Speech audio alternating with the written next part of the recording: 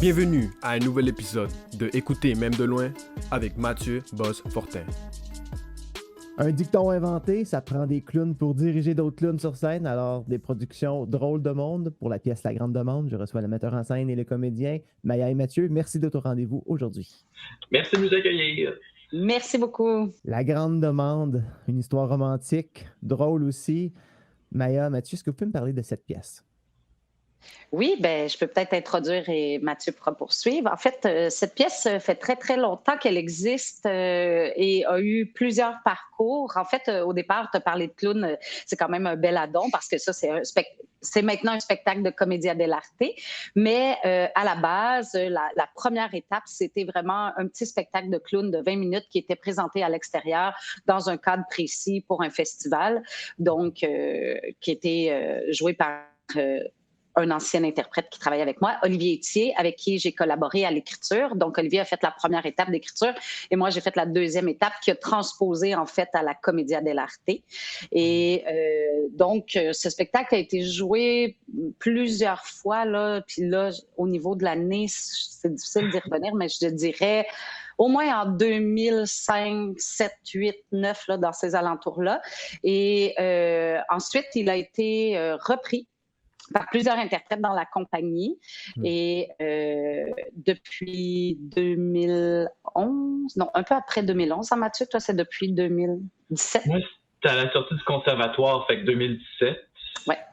Puis avant, je pense que c'était après le cégep, fait que les deux autres interprètes, c'était, je pense, 2012, quelque chose comme ça, ouais. Oui. Exact.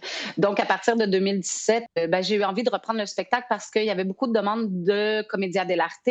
En même temps, c'est difficile d'avoir des gros spectacles au Québec avec beaucoup d'interprètes. Donc, ça, c'est une formule vraiment intéressante. C'est 2 interprètes, c'est un décor qui se déplace assez facilement. C'est un spectacle qui peut être joué à l'extérieur, à l'intérieur, donc tout est possible. Fait que je me suis dit, pourquoi pas remonter ce spectacle?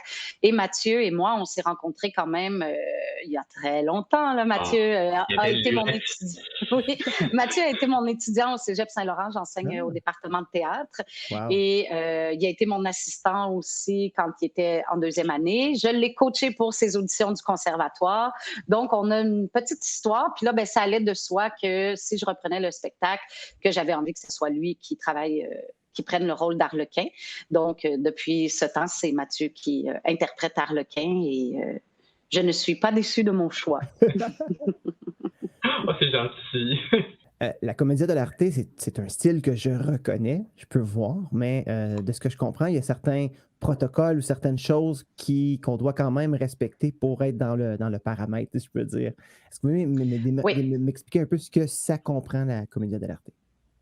C'est sûr que c'est un théâtre masqué. Donc, automatiquement, faire de la comédia, pas de masque, on n'est plus dans la comédia. Il y a des masques qui ont été faits. Il y a différents masques d'Arlequin, mais ils vont quand même avoir sensiblement tous la même lignée. Et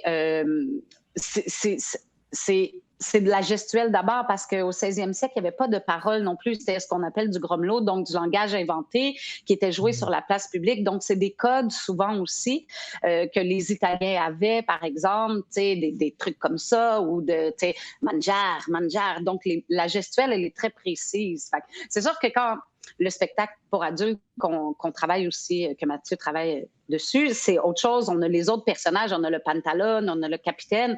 Donc là, chaque personnage vient d'une région précise aussi. Donc, ça peut nous influencer dans le travail. Mais moi, ce qui m'intéresse, c'est vraiment partir de la posture parce que aussi, c'est un dévié du théâtre de marionnettes. Donc, tout ce qui est les points, par exemple, les articulations, comment les mettre de l'avant. Donc, c'est d'abord se concentrer sur le corps parce que c'est ça que je trouve intéressant, les corps dans l'espace. Donc, oui, on travaille le corps de l'acteur, mais dans différents espaces, donc il va bouger différemment aussi. Maya, tu as une passion pour transmettre l'art ton art ou l'éveiller auprès des plus jeunes aussi. Puis Mathieu en est la preuve. Après avoir été ton étudiant, mais c'est maintenant un collègue de travail. Mathieu, ma question est dirigée vers toi. Ça a fait quoi de réaliser que le mentor, ben, maintenant vous êtes collègue de travail. Est-ce qu'il y a un déclic à un moment donné de ton côté où tu as observé ou réalisé que c'est ça qui se passait? Je pense que oui, je pense au moment que je me faisais coacher pour les auditions pour rentrer dans les écoles de théâtre. En fait, moi, au départ, je voulais pas, je sais pas si tu t'en souviens, Maya, mais je voulais pas trop rentrer tout de suite. J'étais comme, je sais pas, je veux pas tant le goût de faire une école de théâtre. Puis c'est Maya qui me écrit ou qui me parlait, je me souviens plus comment, qui me dit, Mathieu, je vais te coacher, tu vas rentrer dans une école. Puis là, j'ai comme un petit déclic de comme, quelqu'un croit en moi, j'aime travailler avec cette personne. Puis depuis ce temps-là, c'est vraiment devenu comme mentor qui m'enseigne les choses et à devenir finalement ami et collègue de travail. Je pense que je dirais vraiment que c'est à ce moment-là, à la fin de mon cégep, puis à commencer le conservatoire, c'est vraiment là que tout, je pense, s'est créé plus notre relation professionnelle, personnelle aussi, dans tout ça. Maya et Mathieu, merci beaucoup d'avoir passé un moment avec nous. On vous souhaite beaucoup de succès, une longue vie à Harlequin. On lui espère plein de belles aventures. Merci. Merci beaucoup. Merci à toi.